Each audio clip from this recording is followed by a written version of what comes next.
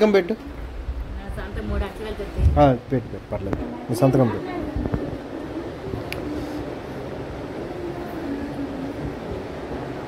ఏ సంవత్సరంలో నేర్చుకున్నావు ఇది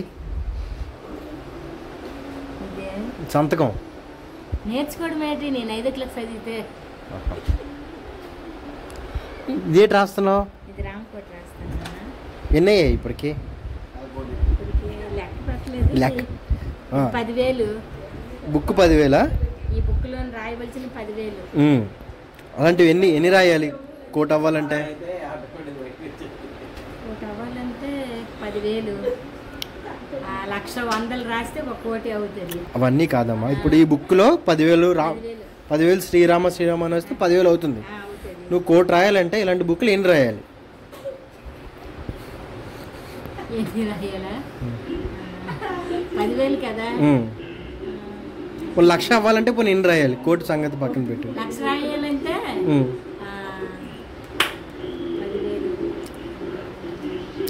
నువ్వు ఏ క్లాస్ చదివావు? రేస్. ఇప్పుడు ఎంఎస్సి చదివినా ఇప్పుడు ఇదే క్వశ్చన్ మా తమ్ముళ్ళు అడుగుదా?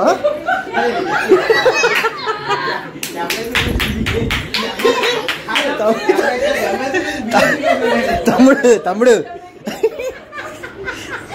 లేదు. నెక్స్ట్ ఇక్కడ బిఎస్సి కంటిన్యూ ఇంకా అవుతుంది. 1,00,000 కోట్ అవ్వాలంటే ఓకే. నువ్వు చెప్పమ్మా ఎంఎస్సి.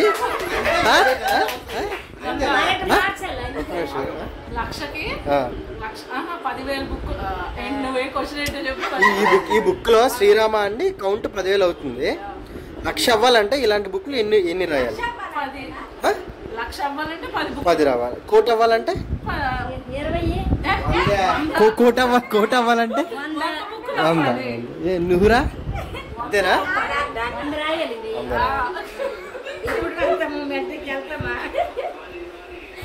ఈ బుక్ నువ్వు స్టార్ట్ చేసి ఎప్పుడు స్టార్ట్ చేసావమ్మా ఈ బుక్?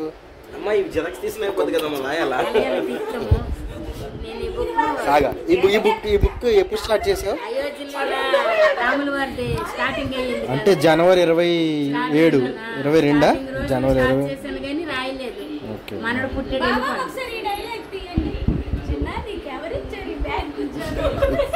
మా అమ్మాయి రామకోటి స్టార్ట్ చేసింది. ఈ బుక్ అయిపోయిన ఏం చెప్తున్నంటే మా తమ్ముడు జిరాక్స్లు తీసేపండి. యాడ్ చేస్తారు జిరాక్స్లో. పాప నువ్వు ఈ బెడ్షీట్లో కలిసిపోయావరా రంగు? కాదు గలీబులకి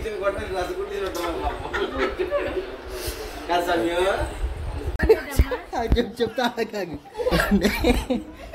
చూడండి అమ్మాయి హ్యాండ్ రైటింగ్ ఎంత బాగుంటుందో, శ్రీరామ అని చెప్తా. మా అమ్మ ఏం చేసిందంటే ఓపెన్ 10th ఎగ్జామ్కి కట్టింది. కట్టినాక ఆన్సర్ షీట్ ఇవ్వగానే హాల్ టికెట్ నెంబరు దాని పేరు నీట్గా రాసేది అన్నమాట. ఆ నీట్గా రాయడం వల్ల వెనకాల మా అమ్మని అడిగేవాళ్ళమాట, ఏం రాశారో చూపించండి అని.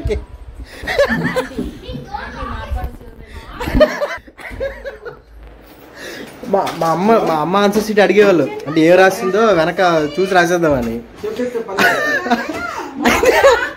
అమ్మ హాల్ టికెట్ నెంబర్ తప్ప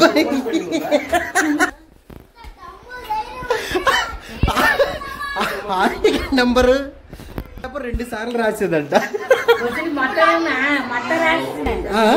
అంటే ఏదైనా పేపర్ ఫుల్ చేసి ఏదైనా పేపర్ ఫుల్ చేయాలని చెప్పి క్వశ్చన్ పేపర్ లో ఈజీగా ఈ క్వశ్చన్ కి ఆన్సర్ రాయండి అంటే ఈ క్వశ్చన్ కి ఆన్సర్ రాయండి అని చెప్పి అన్ని రాశాను. ఆన్సర్ మొత్తం అన్ని రాశాను. తర్వాత బిట్ మార్కులు రాయమంటే ఏవో రాసిన.